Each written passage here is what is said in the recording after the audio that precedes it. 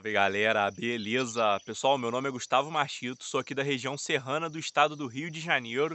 E meus amigos, uma pergunta para vocês. Se você for hoje na propriedade de um amigo seu e adquirir uma bezerra aí de 200 quilos, você sabe o quanto ela vai comer de pasto ou de silagem de milho até se tornar um animal adulto, um animal produtivo? O assunto do vídeo de hoje, pessoal, a gente vai falar um pouquinho, né, o quanto que um animal durante um ano, né, ele vai estar consumindo tanto de pasto, de BRS curumi, que é o nosso caso, o que a gente pretende fazer, quanto também de silagem de milho, que é algo que a gente faz também aqui na propriedade, né, no canal, vocês estão acompanhando com a gente.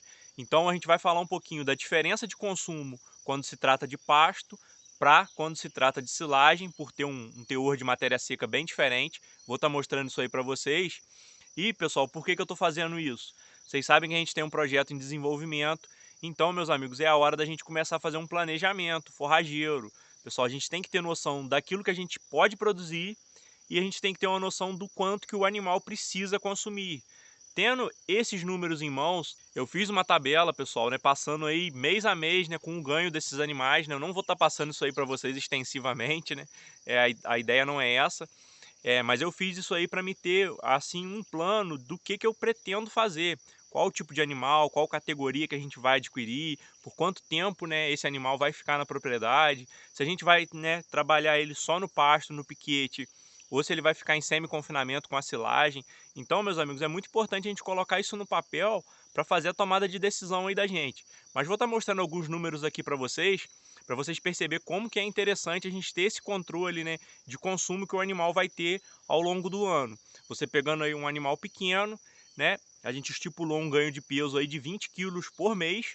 Não é um GMD muito alto, 666 gramas, né? É um GMD razoável, principalmente para quem está querendo trabalhar com pasto intensivo, que é o caso do BRS Curumi, ou uma silagem de milho. Estou desconsiderando a questão do sal, do proteinado, né, do mineral, porque a gente sabe que isso aí entra, né, tem que entrar, mas, né, aqui na conta ele não vai aparecer. Mas vocês já fiquem sabendo, né, que óbvio que tem também esse adicional.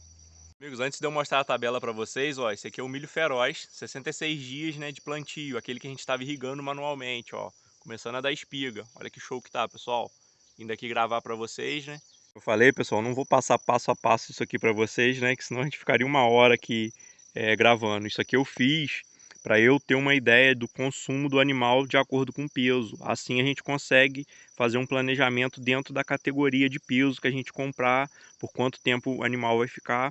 A gente avaliou aqui, considerando 2,5 do peso vivo. Já falei isso aqui no canal. Não usar aquela técnica aí do 10% do peso vivo, porque isso aí de material para material vai variar muito. Igual se a gente pegar aqui um animal, ó, de 340 quilos, ele vai comer 50 quilos de BRS curumi com 17% de matéria seca, que é mais ou menos o teor que ele apresenta aí em pastejo. Esse mesmo animal, pessoal, em silagem de milho, com 35% de matéria seca, consumiria 24,2 quilos.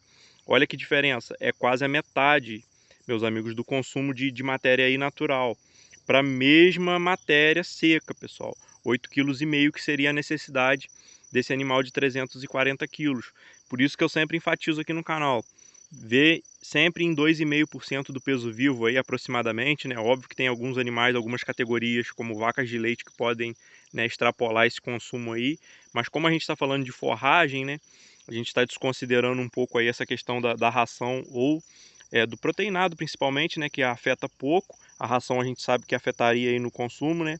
Para cada quilo de ração já vai diminuir essa matéria seca aqui consumida, né? A ração já entra como matéria seca no consumo do animal, mas aqui eu estou considerando apenas aí um sal proteinado de baixo consumo, estipulando aí um ganho, né, de 666 gramas de GMD diário. Vocês podem ver que a gente foi pulando de 20 em 20 aqui, 20 quilos por mês, pessoal. Não é assim algo absurdo, creio eu, para um sistema intensivo aí de BRS Curumi. Por que eu fiz isso? Para eu ter, meus amigos, uma noção do quanto de alimento eu preciso por mês por animal, pessoal. E foi uma coisa assim bem surpreendente, né?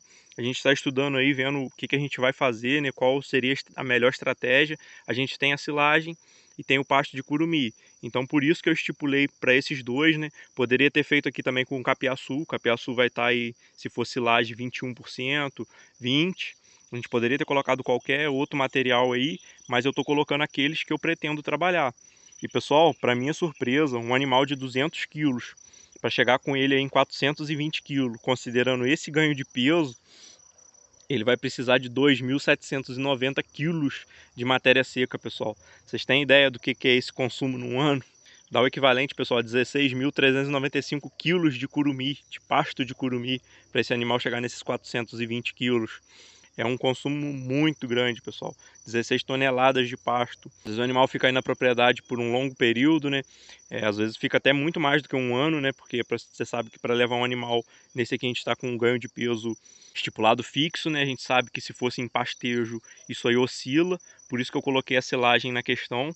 Porque no nosso caso, quando o pasto não aguentar, tem que entrar a silagem para a gente conseguir manter esse ganho de peso estável o ano todo. E olha só, meus amigos, se fosse de silagem, o animal precisaria de 7.956 quilos de silagem de milho. Eu já até falei sobre isso, né? Se você pensar quase 8 toneladas de silagem de milho, mostra aí o porquê que seria inviável você confinar um animal durante o ciclo completo, pessoal. O custo ficaria muito elevado, mesmo você produzindo o seu próprio milho, ficaria ainda muito caro, pessoal. Se você for botar em animal de corte, em arroba, então é inviável.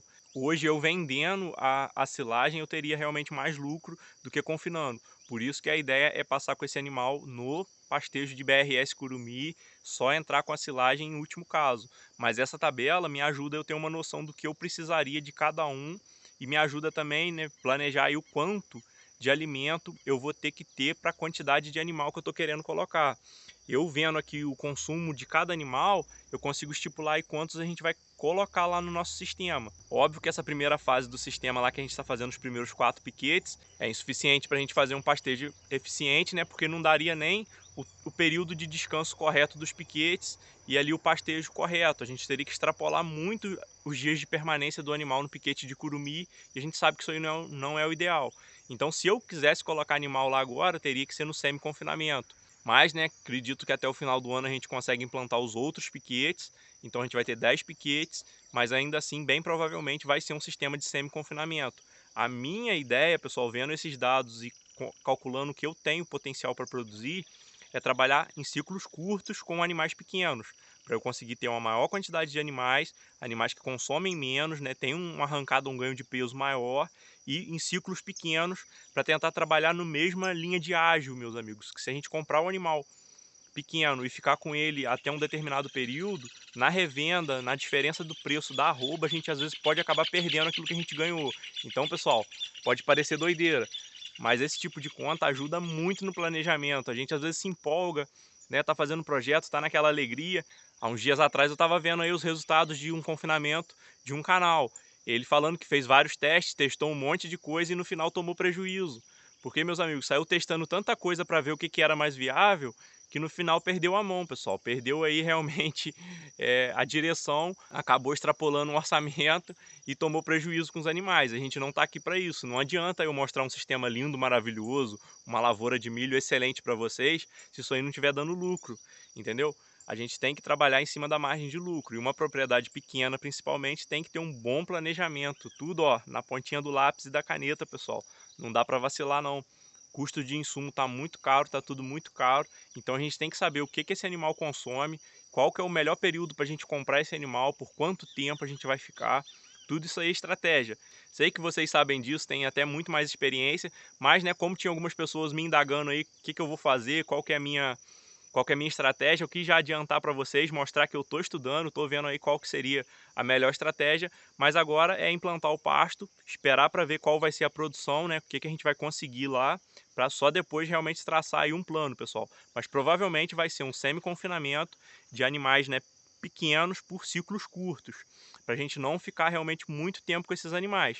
E de preferência, prefiro trabalhar aí com as fêmeas, né, com as novilhas, mas vamos ver o que vai acontecer.